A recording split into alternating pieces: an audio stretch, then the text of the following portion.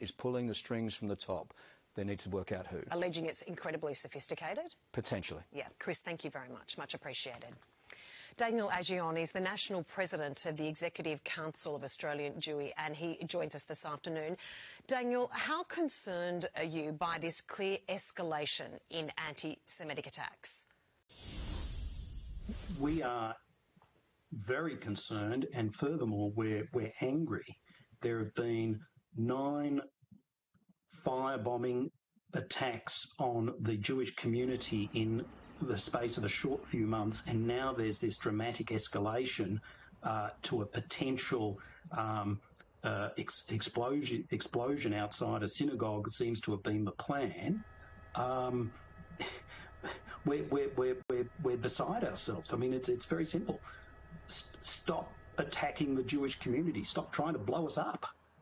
Daniel, there has been some criticism about these new revelations that authorities kept these developments about this caravan with these explosives secret or under wraps for 10 days.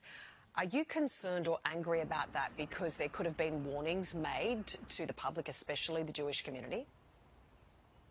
Well, I'll start by saying that I can understand the need for police operations. There may be investigative leads that need to be followed. So I can understand the lack of a public position. But I do wonder about whether there was a way in which the Jewish community could have been informed in confidence, both at the state and federal level, so that we were better prepared when this came out, because obviously our community is extremely distressed and very angry.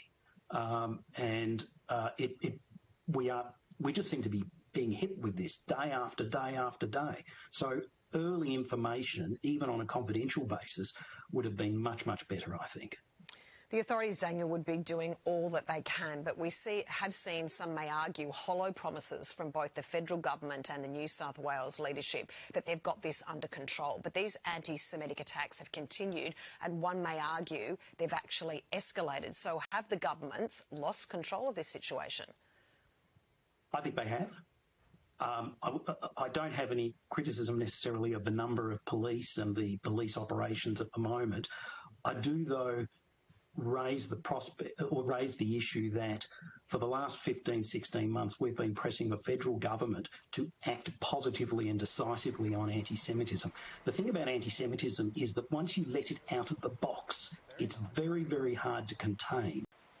And we see this escalation as part of a development over time due to a failure of the federal government to act strongly and decisively post 7 October to do what it can to stamp out anti-Semitism and to show leadership so as to prevent this dramatic escalation that we're seeing today. You make a great point there, Daniel, in regards to the Prime Minister Anthony Albanese came out, I think it was only last week, and said, you know, he was calling National Cabinet. They were putting out a database to try and crack down on these anti-Semitic attacks. Obviously, nothing has worked at this stage. Well, that's the problem, isn't it? Because this is the thing, it is out of the box, and as you were discussing with Chris just before, there seems to be some kind of external actor, superior controller. We're now at the level of organised crime. We're at the level of both international and domestic terrorism. And while one can't speculate too far, you do have to ask, would it have been any different if the government had acted promptly and decisively when it should have? Daniel, we appreciate your time this afternoon and your analysis. Thanks so much. Thank you.